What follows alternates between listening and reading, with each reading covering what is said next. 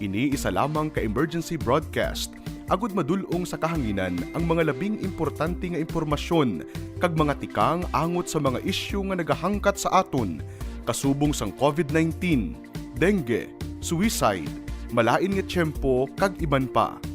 Pinaagi sini mahatagan man sang kahigayunan nga makapangalagad sa kahanginan ang mga ahensya kag opisina nga may direkta nga kaangtanan kag ihibalo angot sa mga ginatalakay nga mga topiko.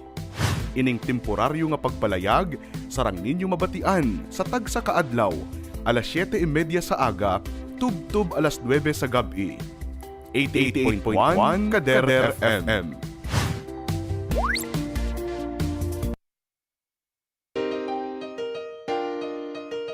Ano bala ang coronavirus? Ang coronavirus isa kadako nga pamilya sang virus nga nagatugas sang balatian.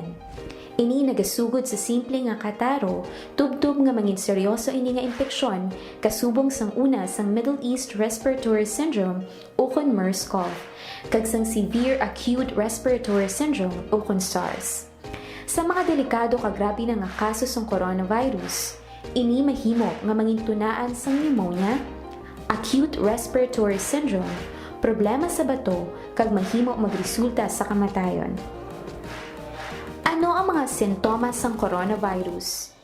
Ang mga sintomas amo ang sipon, ubo, lagnat, pagmala kag paghubag sang tutunlan, kag nabudlayan maginhawa.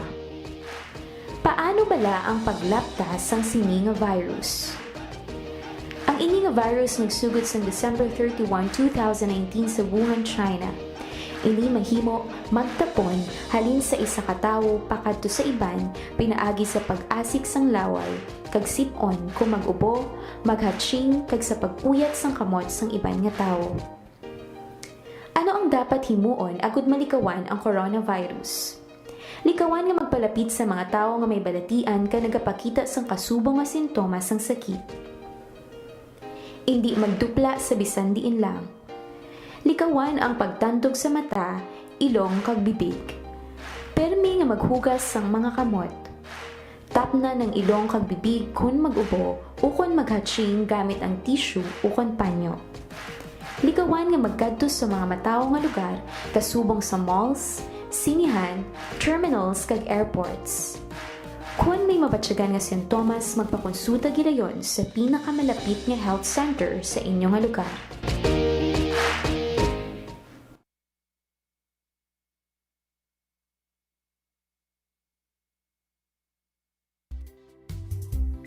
Sa mga pinalangga nga tagpalamati sang 88.1 Kader FM, kag sa kutob malabutan sini nga pagwaragwag. Ini isa lamang ka emergency broadcast agud madulong sa kahanginan ang mga labing importante nga impormasyon kag mga tikang angot sa mga isyu nga nagahangkat sa aton kasubong sang COVID-19, dengue, suicide, malain nga tiyempo kag iban pa. Pinaagi sini mahatagan man sang kahigayunan nga makapangalagad sa kahanginan ang mga ahensya kag opisina nga may direkta nga kaangtanan kag ihibalo angot sa mga ginatalakay nga mga topiko. Ining temporaryo nga pagpalayag sarang ninyo mabatian sa tagsa kaadlaw, alas 7:30 sa aga, tub-tub alas 9 sa gabi. 88.1 Kader FM.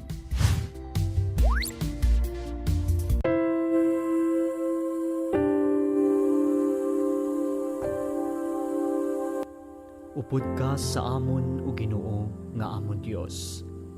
Samtang nagapadayon kami sa pagatubang sa mga halit tugas ng COVID-19 nga pandemya.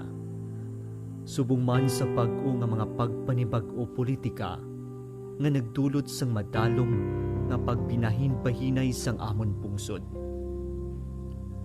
Ikaw gid na kahibalo nga kinahanglanon gid namon ikaw subong ang mag-isa agud sa pagpakigbato sa hindi makita nga kaaway. Nga ini nagdala sang madamo nga pag-antos kag sang mga pagpangduwa-duwa, malapnagon nga pagpanglaton sang masakit, ang kamalahalon sa pag-atipan sa ikaayong lawas, nadulaan sang panangabuhian, gutom, ang malapnagon nga pagkaputo sa mga negosyo, kag ang pagkadula sang mga kabuhi.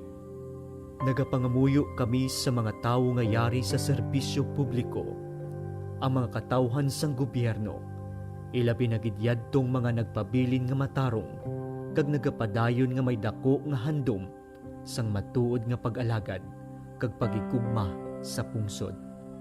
Tipigan mo sila o Ginoo, kag ihatag sa ila ang kaisog nga ila panintugan ang kamatuoran kag hustisya. Kapay nga ang krisis nga gindala sining pandemya, magadalas ang pagbag-o sa amon panghunahuna, kag balatyagon sa amon nga tanan. Kapay, ini magatudlo sa amon sa pagpanindugan, labaw sa amon personal kag politikal nga panindugan, kag magliso sa amon padulong sa ikaayo sang tanan. Kapay, kagiyahan kami sang imo espiritu, sa pagsabat nga may kaluoy kag pagigugma sa mga kubos, mga nakulangan sa pagpangabuhi, kag mga maluya nga sektor sa amon sosyedad. Kay tungod kami nakahibalo nga kung ano ang ginahimo namon sa mga kubos namon nga mga kauturan, ginahimo man namon sa imo. Amen.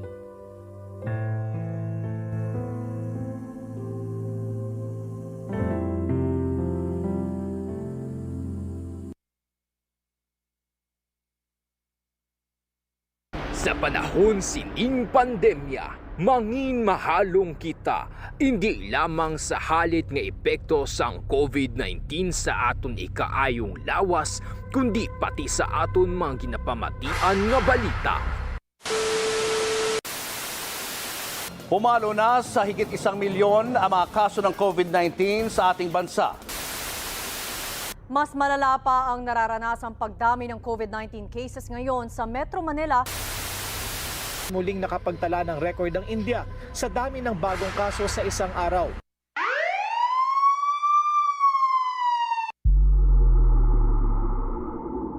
Para sa mas komprehensibo nga pagbalita, mas detalyado nga pagwaragwag sang impormasyon kag mga detalye tuhoy sa COVID-19 nga gikan sa maid-id nga pagtuon. Kasak Special Coverage. Kasak Special Coverage. Igadulong sa inyo sang inyong mga kaalagad sa kahanginan. Alagad Maidoryas kag alagad Real de la Rosa. Kasak Special Coverage. Mabatian live sa Kasak Facebook page kag 88.1 Kader FM. Lunes tubto Biyernes alas 4:30 tubto 5 sa hapon. Kasak Special Coverage. Kasak Special Coverage. Ang alagad nyo sa pagtuo kag pagserbisyo sa tawo.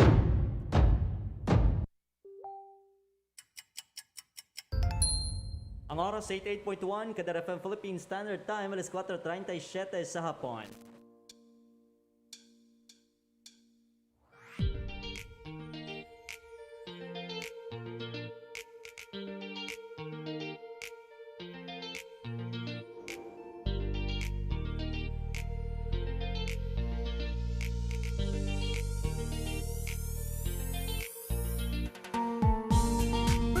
Mayong hapon Banwa, Syudad sang Rojas kag probinsya sang Capiz. Mayong hapon Pilipinas. Mayong hapon sa aton nga mga kuturan nga matag Palimati. Sa 16 ka Banwanan sa probinsya sang Capiz, sa 47 ka barangay sa Syudad sang Rojas. Sa aton nga mga kalagad dira sa may General Arsanas Trade Center sa may Burgos Talipapa. Sa mga pampubliko nga merkado diri sa probinsya sang Capiz. Sa mga kalagad naton sa mga kaiping nga kaprobinsyanan, ang probinsya kang Antique, probinsya Itaklan, probinsya sang Negros Occidental, probinsya sang Iloilo, probinsya sang Guimaras, anas para as probinsya sang Masbate kag probinsya sang Romblon. Nagapalabot man kita sa mga kaalagad naton nga overseas Filipinos nga nagpadayon sa pagsuporta kag pagtutok diri sa aton nga palatuntunan via live o via online mga kaalagad. Madamog nga salamat. Kamusta ka mo mga kaalagad? Diri sa aton sa syudad sang Rojas, nagulan-ulan na din ka ina, no? Subong ya kung maayo ang silak naman ni Haring Adlaw. Pero ibaluan ta karon mga kalagad, no? Ang sitwasyon sa panahon diri sa pungsod Pilipinas. subong man diri sa aton sa probinsya sang Capiz. July 2, 2021 kita mga kalagad sa gihapon nagapamati kamo sa emergency broadcast sa 88.1 Kadar FM pinagi sa pagdumala sang Capiz Archdiocese and Social Action Center. Sa pangalan sa aton station broadcast team sa aton nga overall chairman His Eminence Joseph Cardinal Advincula, sa aton nga managing kag social action director Reverend Father Mark Ranflor, aton program manager Father Francisco Casada Jr. Sa pangalaman sa aton station manager Reverend Father John Dave Ibalya, partner ako na mga technical director alagad Mingming Wego kag engineer RJ Borja, partner technical alagad Maria Jean Lorraine Balgos. Mangikaupo nyo naman subong nga hapon diri sa Kasak Special Coverage ni sa alagad Real de la Rosa. Ano bala mga balantayan nga balita nga aton pagatagan sang nagakaigo pagtamo diri sa aton nga palatuntunan sa Kasak Special Coverage para sa Hulyo 2, 2021 nga edisyon. Kasak Special Coverage. Kasak Special Coverage. Sa aton nga Pangulong dinalhan, balita lokal, high risk contact, pinakamadamo sa numero sang nagpositibo sa COVID-19 sa probinsya. Samtang gobyerno probinsyal gintugyan ng kapin 8 milyones pesos sa mga pribadong eskwelahan para sa scholarship grant. Sa kalibo ka pumuloy sang syudad, benepisyaryo sang Cash for Work program sang DSWD kag programa nga libre sakay sa syudad sang Rojas nagtapos na. Kasak Special Coverage. Kasak Special Coverage. Balita regional, pagpahamtang sa probinsya sa idalom sang GCQ, manginwala pulos no kay Antique Governor Cadiao. Balita national, Malacanang na alarma sa report sang World Bank tuoy sa edukasyon sang Pilipinas, samtang mga residentes sa barangay nga malapit sa Taal Volcano, yara na sa mga evacuation center. Kasak Special Coverage. Kasak Special Coverage.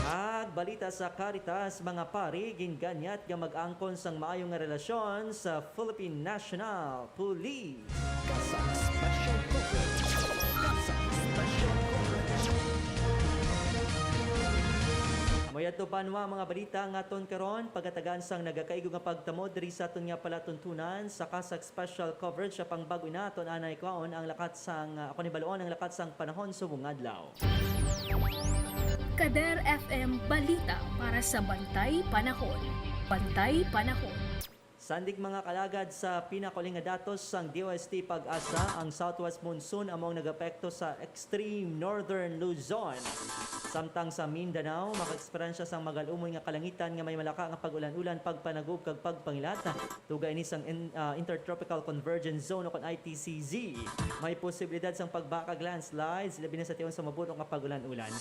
Sa Metro Manila, iban pa nga porsyon sang pungsod Pilipinas, nakip ng Western Visayas kag probinsya sang Capiz, maka-eksperyensya man sa magalumon nga kalangitan nga may malaka nga pag-ulan-ulan, pagpanagub kag pagpangilat. Tugas sang southwest monsoon kag localized thunderstorms. May posibilidad sang pagbaha kag landslides, ilabi na sa tiyon sa mabuto nga pag-ulan-ulan. Samtang sa forecast wind and coastal water conditions sang Pag-asa, ang southern Luzon, Visayas kag Mindanao, maka-eksperyensya sang makanay tutub kasarangan nguyop sang hangin from northeast to northwest. Samtang coastal water, makanay tutub kasarangan 0.6 to 2.1 meters.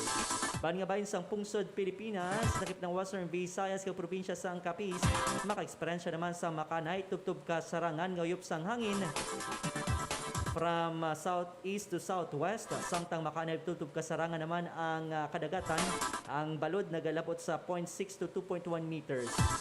Maximum temperature subong naton o kung subong adlaw mga kalagad 32 degrees Celsius ala 1:50 kainas ang hapon. Minimum temperature 25 degrees Celsius alas 4:50 kainas ang aga. Sunrise 5:31 buwas sa aga, sunset 6:29 karon sa gabi.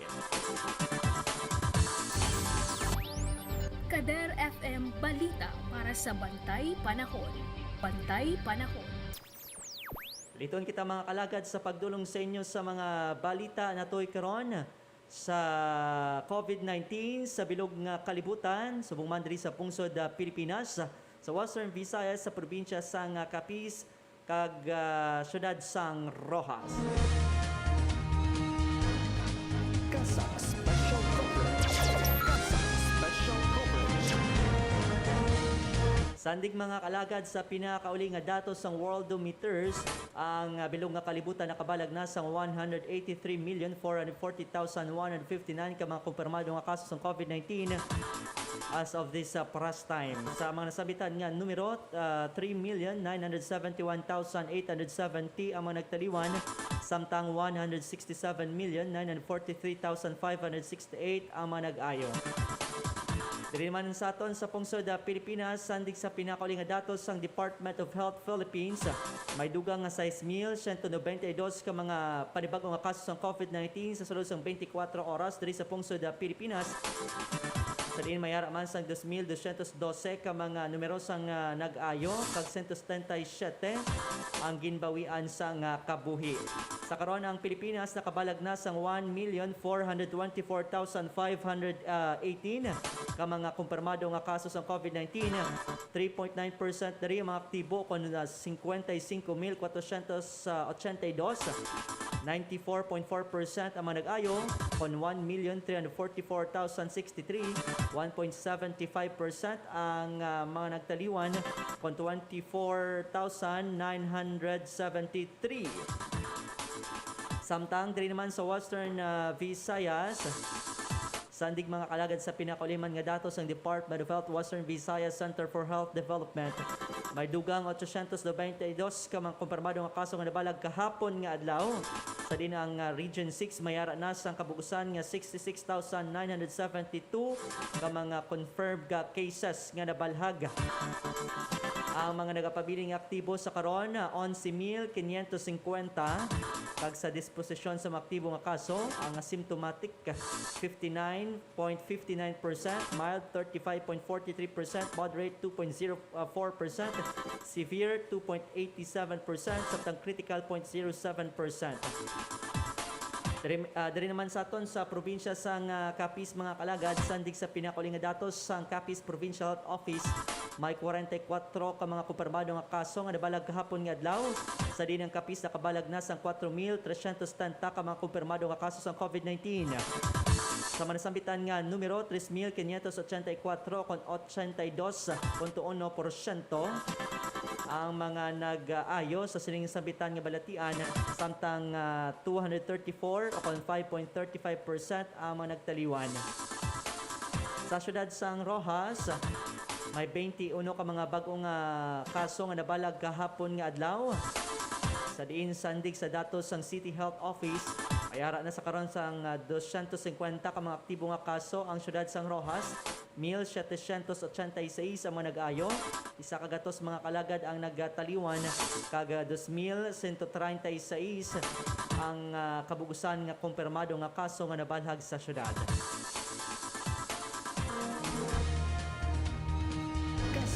Special coverage. Special coverage. Amayad to banwa mga balita nga aton karon, ginhatag sa inyo sa buong hapon. Agang kaundan sa aton nga mga ginpanglinyada nga headlines sa aton pagapanumbalikan matapos ang pila ka importante nga pahibalo. Standby. Mangin mahalong kita, hindi lamang sa halit nga epekto sang COVID-19 sa aton ikaayong lawas, kundi pati sa aton mga ginapamatian nga balita. Pumalo na sa higit 1 milyon ang mga kaso ng COVID-19 sa ating bansa. Mas malala pa ang nararanasang pagdami ng COVID-19 cases ngayon sa Metro Manila. Muling nakapagtala ng record ang India sa dami ng bagong kaso sa isang araw.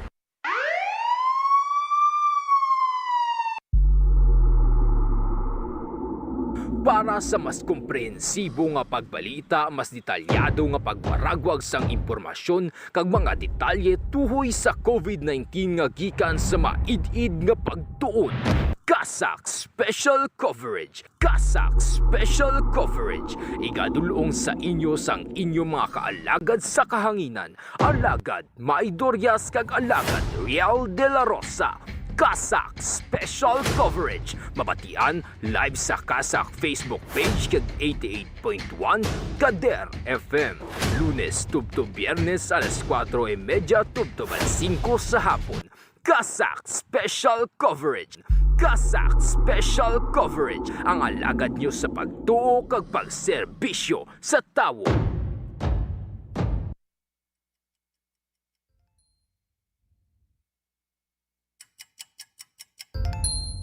Ang oras sa 88.1 Kadar FM Philippine Standard Time, alas 4:49 sa hapon. Balik din mga kalagad sa aton nga palatuntunan sa Kasak Special Coverage sa gihapon ka po ninyo alagad Real de la Rosa.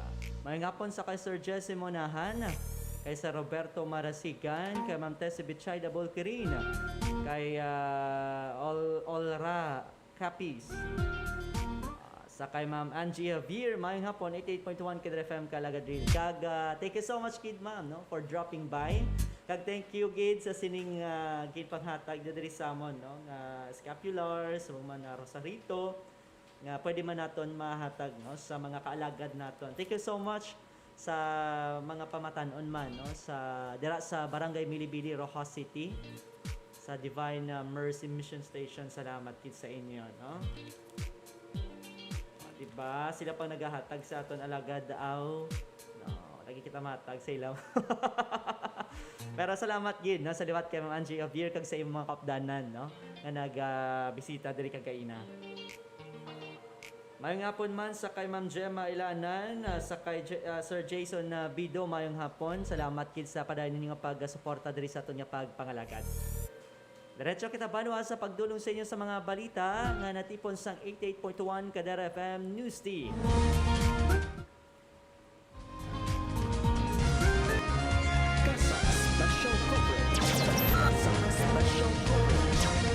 Sa labing una nga balita lokal, high risk contact pinakamadamo sa numero sa nagpositibo sa COVID-19 sa probinsya.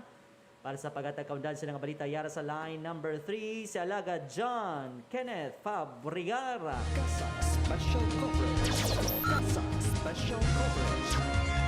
Talalupang dun sa karunang padayon nga pagtaas ang mga kaso sang nagpositibo sa coronavirus disease 2019 sa probinsya sang Capiz, apisar sa hugot nga pagpatuman sang pagsulundan. Sandig sa datos sang Capiz Provincial Health Office, may pinakamadamong nagpositibo sa hanay sang mga high-risk contact ukon mga nakaupod sang mga nauna nga nagpositibo sa makatalagam nga balatian. Sa 4,310 kakabugusan nga numero sang nagpositibo sa COVID-19, 2016 diri ang lunsay mga high-risk contact, samtang 1,751 ang suspected cases, 361 ang authorized persons outside of residence o kon APOR kag lokal nga mga kaso, 165 sa bahin sang locally stranded individuals o kon LSI, kag 77 naman sa mga returning overseas Filipino o kon RFO ang nagpositibo sa nasambit nga virus. Bangod sini, ginpahayag sang PHO nga sa gihapon mas dako ang risgo sang pagtililipon kaangay na lang sa mga selebrasyon bisan pa sa pamilya lamang o kon kaupod sa opisina. Ginpanawagan naman sang nasambit nga opisina nga mangin responsable ang pumuluyo, ilabi pa nagapadayon sa gihapon ang paghangkat sang gadala sang COVID-19. Suno pa diri nga mangin instrikto ang pagsunod sa mga minimum public health protocol kasubong sa pagsuksok sang face mask, face shield, pagmaintenar sang 1 ka metro nga distansya sa kada isa, kag masami nga paghugas o kung pagdesinfect sang kamot sa tanan nga tion, kag likawan ang masami nga pagpalapit sa mga tigulang nga mahuyang nga miyembro sang pamilya. Alagad mo sa pagtuo kag pagserbisyo, John Kenneth Fabrigar, 88.1 Kadar FM.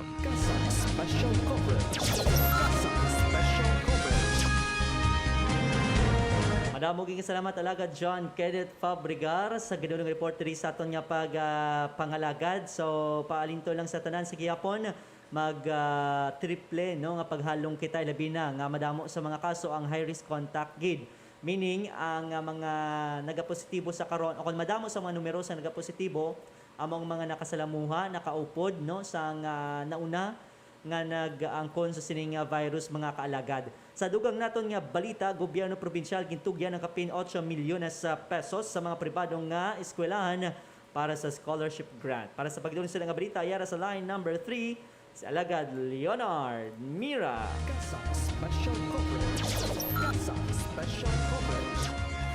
Personal nga ginbaton sang mga representante sang anong tanan ka mga pribado nga eskwelahan sa syudad sang Rojas kag ibisan copies ang kapin sa 8 milyones pesos nga kantidad sang cheque nga natalana para sa scholarship grant sa mga scholars sang gobyerno probensyal.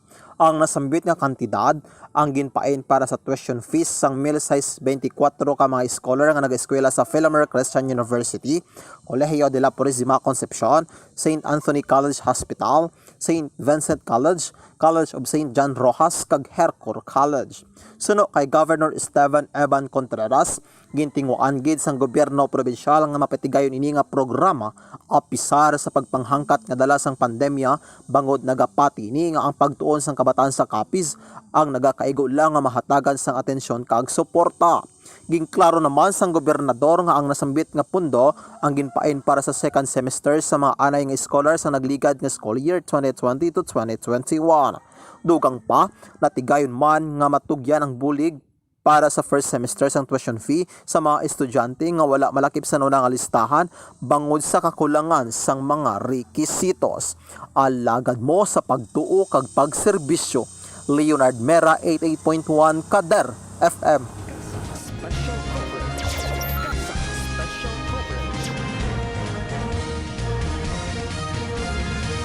Madamong salamat alagad Leonard Mira sa gidulong reporter sa aton nga pangalagad, no. So congratulations sa aton nga mga kabataan nga padayon sa gihapon, no, nga eskwela bisag sa ning pagangkat sa pandemya kag kudos man sa gobyerno probinsyal sa sining inisyatibo para sa aton nga mga kabataan.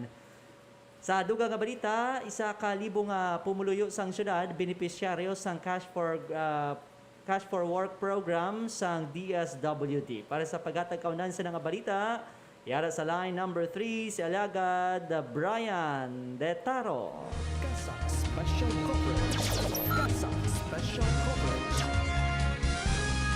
Naglabot sa 1,000 nga pumuluyo sang syudad sang Roas ang napilian nga mga benepisyaryo sang isa ka programa sang Department of Social Welfare and Development Office. Kalipay nga ginpahibalo ni Roas City Mayor Ronnie De Devas nga mga benepisyaryo sang Cash for Work program ang 1,000 nga pumuluyo gikan sa kabarangayan sang Bara, Baliwagan, Baybay, Kagay, Kulahaw, Kulasi, Dayaw, Kugon kag Punta Kugon. Sa nahibaluan, ang napilian nga mga benepisyaryo ang Lunsay, nagapuyo sa mga nasambit nga coastal barangay sa katuyuan nga makapananom sang bakhawan sa mga gintalana nga mga lugar sa ilatag sa kabarangay. Ginpasalamatan naman sang nasambit nga alkalde ang nasambit nga ahensya sang gobyerno sa pagpanikasog nga mapatigayon ang programa nga makapamaayo kag makabulig sa pumuluyo. Kindugang pasininga ang kasubong nga programa ang hindi lang makabulig nga makapapiyan-piyan sa kinahanglanon sang pumuluyo, kundi pati man sa dunang manggad, ilabi na sa mga kasubaan kag kadagatan. Ang nasambit nga programa ang kabahin sa Risk Resiliency Program sang ahensya, sa idalom sang Climate Change Adaptation Mitigation Disaster Risk Reduction nga inisyatibo. Alagad mo sa pagtuo kag pagserbisyo, Brian Detaro, 88.1 Kader FM.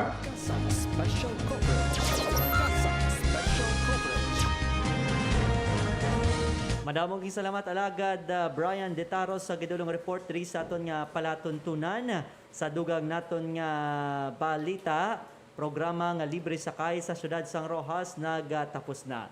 Para sa paghatag kaundan sa nga balita, yara sa line number 4 si alagad Lourdes Binyas.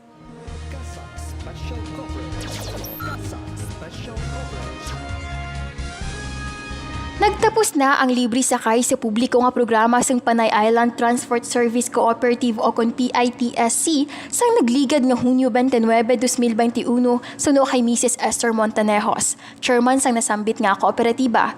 Sa nahibaluan ni tagayon ini nga programa sa bulig sang magkatuhay nga ahensya sang gobyerno, Department of Transportation o kon DOTR kag Land Transportation Franchising and Regulatory Board o kon LTFRB. Ginpahayag pa ni Montanejos nga ang modernized jeepney o kon minibus ang magabalik na sa normal sini nga operasyon. Dugang pa sini nga dako ang nabulig sang nasambit nga programa sa mga pasahero ay labi na sa kasubong sini nga sitwasyon nga nagapangatubang ang pungsod sa paghangkat nga dala sang pandemya dulot sang COVID-19. Ang nasambit nga programa ang mayara sa napulo ka mga minibuses nga nag-operate kag nagpasakay sa mga pasahero nga nagapang-edaron di sa yis tubtob sa 75 anyos nga naglawig sang 2 ka bulan. Kay lakip sa nanginruta sini amo ang Rojas City Integrated Transport Terminal sa Pueblo di Panay padulong sa kabaranggayanan sang Bara, Libas kag Dumulog kag vice versa. Kasunod ang pagtapos ng programa, obligado na magbayad ang mga pasahero. Igapatuman naman santo sa pagsulundan ang 50% minimum capacity sa mga pasahero subong man ang paghugot nga implementasyon sang no face mask kag face shield, no ride policy. Alagad mo sa pagtuo kag pagserbisyo, Lourdes Binyas, 88.1 Kader FM.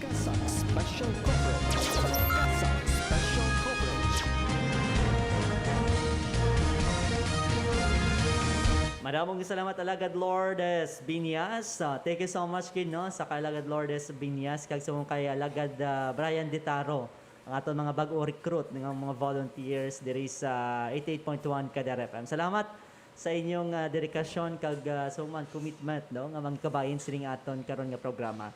Sa dugang nga balita, pagbahamtang sa probinsya sa idalom sang General Committee Quarantine manginwala pulos sa Antique Governor Cadiao. Sa pagkatakaundan sa nga balita, yara sa line number 4 sa Alagad Maria Jean Lorene Balgos. Kasang special coverage. Kasang special coverage.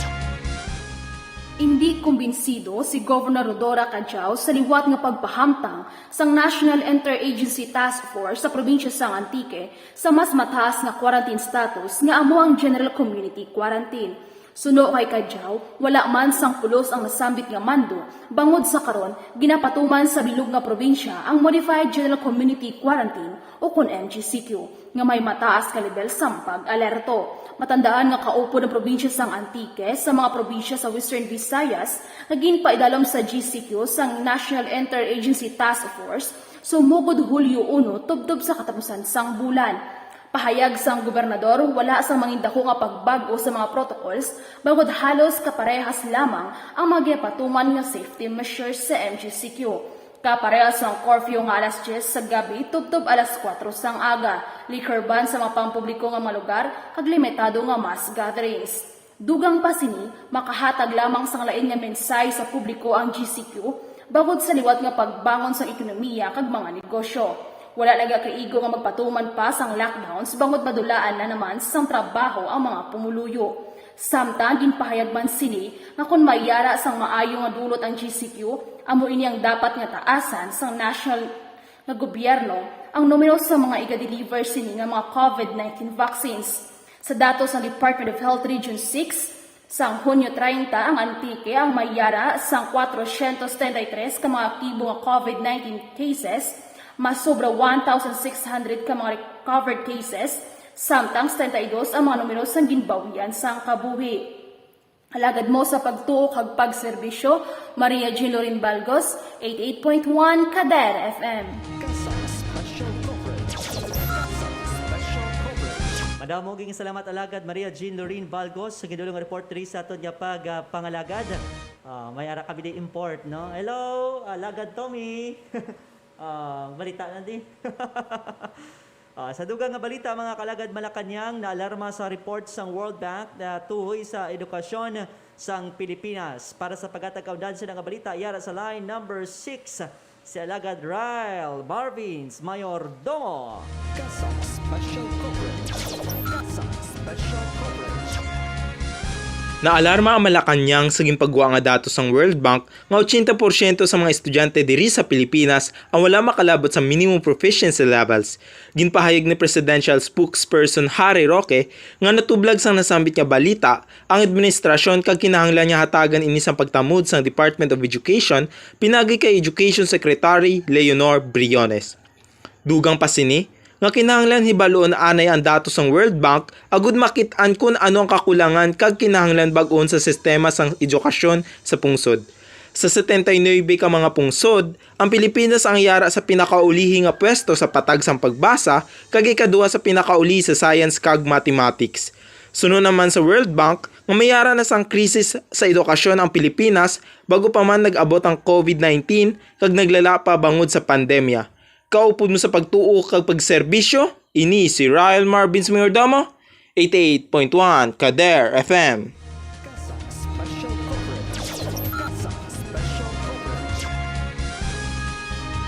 Madamog salamat alagad Ryle Marvins Mayordomo sa gidawang reporter sa ato nga palatuntunan. Sa dugang nga balita, mga residente sa barangay nga malapit sa Taal Volcano yara na sa mga evacuation center. Para sa pagatag sila nga balita, yara sa line number 7 si alagad Real de la Rosa. Ay ako manggaling.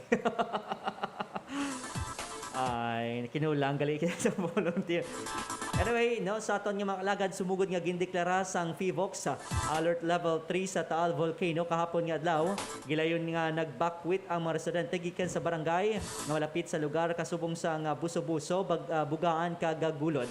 Gindala ang mga ini sa nakatuway nga evacuation center sa mataas nga lugar sa Banwa sang Laurel, apang iban sa mga kabanwanan sang nasugbo sa Batangas kag Alfonso sa Cavite. Ang mga gindala sa Alfonso agi paidalong pa sa antigen swab test sa Pansin Elementary School agud may baduan kung may COVID-19 positive sa mga nagbakwit. Ang mga individual nga nagnegatibo sa swab test ang gilayon nga gindiretso sa evacuation centers kasubong sa Mangas Elementary School kag Alfonso High School. Samtang ang positibo ang pagadalo naman sa isolation facility sa Alfonso. Sino kay Dr. Delson Soriano, Cavite Provincial Health Officer, lunsay nga nagnegatibo naman ang resulta sang antigen test sang mga nag-agi sa ilang center. Samtang mayara naman sa mga residente sa Buso-Buso nga hindi paluyag maghalin nga ginalikipan sang 15 ka mga pamilya kag nagalabot sa 70 ka tawo sa dinay banyara sa sulod sang Parimalay, ang ibanyara sa Gua kag Karsada. Ang mga yara naman sa evacuation center sa Nasugbo ang nagapabilin sa Bilaran Elementary School ang nagalabot sa 16 ka pamilya nga may 64 ka mga individual gikan sa Gulod. Sadig naman sa online press briefing sang FIVOX, ginpayag ni Batangas Governor Hermelando Mandanas nga masobra 14,000 na ka mga individual ang gin-evacuate bangod sa aktibidad sang Taal. Samtang ginanunsyo naman sang Tourism kag Cultural Affairs Office ng Batangas nga likawan anay ang mga turista o kung sa mga turista sa mga pagpadulong sa mga lakeshore areas sa palibot sang Taal Volcano.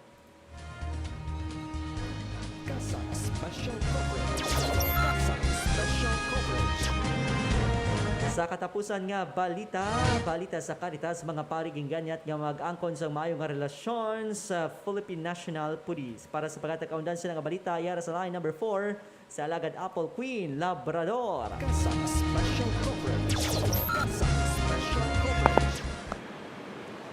Ginganyat na Military Ordinary of the Philippines Bishop Oscar Jaime Florencio ang tanan nga mga pari sa pungsod nga mag-angkon sang maayo nga relasyon sa tunga sang pulis agud mapabilin kag mapatuman ang ginapaabot nga kalinong sa pungsod. Suno kay Bishop Florencio, ang pag-angkon sang maayo nga relasyon sa tunga sang simbahan kag pulis ang makabulig agud maalagaran sang maayo ang mga pumuluyo kag mga tumuluo padulong sa matalonsay kag madinalag-on nga pungsod. Kaangot ini sa ginpermahan nga Memorandum of Understanding sang ugnayan ng simbahan at pulisya ukon usap nga katuyuan ang pag-angkon sang maayong relasyon kag pagbinuligay sang simbahan kag pulis. Subong man ang paghatag importansya kag paghatag igtalupangod sa moral kag espiritual nga kapasidad sang mga pulis.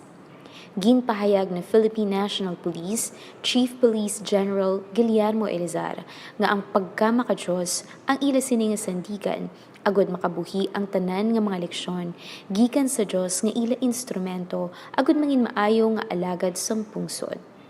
Ginpangunahan ni General Elizar ang pagpirma sa kasugtanan kalikip na si Cubao Bishop Ernesto Ongtioco bilang representante sang Catholic Bishops Conference of the Philippines, kaupod ang Imam Council of the Philippines, National Council of Churches in the Philippines, kag Philippine Council of Evangelical Churches. Kadungan sini, ginlunsar man sang PNP Chaplain Service ang e-gabay program nga may katuyuan nga mahatagan sang psycho-spiritual needs ang mga katapos sang pulisya nga nagakinahanglan sang makaistorya tuhoy sa mga problema sa kabuhi. Kaupo nyo sa pag-alagad kag pagserbisyo, ini si Alagad Apple Queen Labrador, 88.1 Kader FM.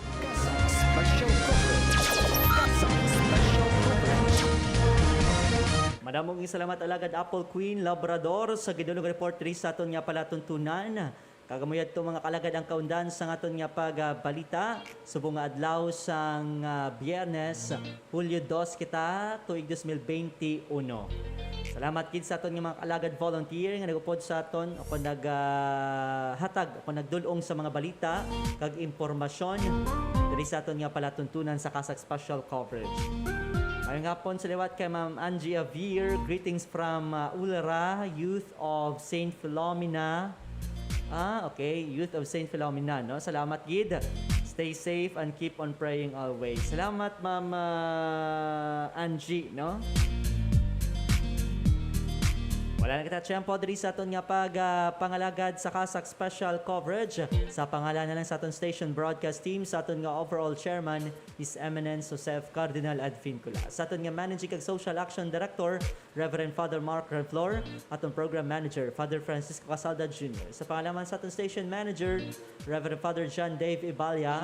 Aton mga Technical Director, Lagad Mingming Wego kag Engineer RJ Borja. Partner Technical, Lagad Maria Jean Lorraine Balgos, kaupod sa Lagad Ian Dapulasa. Nanging kaupod nyo sa pagalagad sa Ginoo, pinagi sa pagserbisyo sa tao, ini sa Alagad Real de la Rosa, nga siling, hindi importante kung gamay ka o kunda ko. Basta sa masakit ikaw lamang mapailayo, kag basta yung pagtuo, hantop gid sa makaako. Mayong hapon, kag God bless Pilipinas! Sa panahon sining pandemya, mangin mahalong kita, hindi lamang sa halit nga epekto sang COVID-19 sa aton ikaayong lawas, kundi pati sa aton mga ginapamatian nga balita. Pumalo na sa higit 1 milyon ang mga kaso ng COVID-19 sa ating bansa. Mas malala pa ang nararanasang pagdami ng COVID-19 cases ngayon sa Metro Manila. Muling nakapagtala ng record ang India sa dami ng bagong kaso sa isang araw.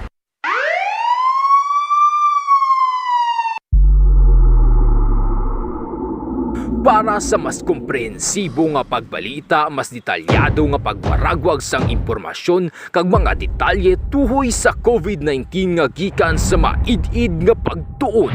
Kasak Special Coverage. Kasak Special Coverage. Igadulong sa inyo sang inyong mga kaalagad sa kahanginan. Alagad Maidorias kag Alagad Real de la Rosa. Kasak Special Coverage. Mabatian live sa Kasak Facebook page kag 88.1 Kader FM. Lunes tubto Biyernes alas 4:30 tubto 5 sa hapon. Kasak Special Coverage. Kasak Special Coverage. Ang alagad nyo sa pagtuo kag pagserbisyo sa tawo. Mas maayo kung may upod ka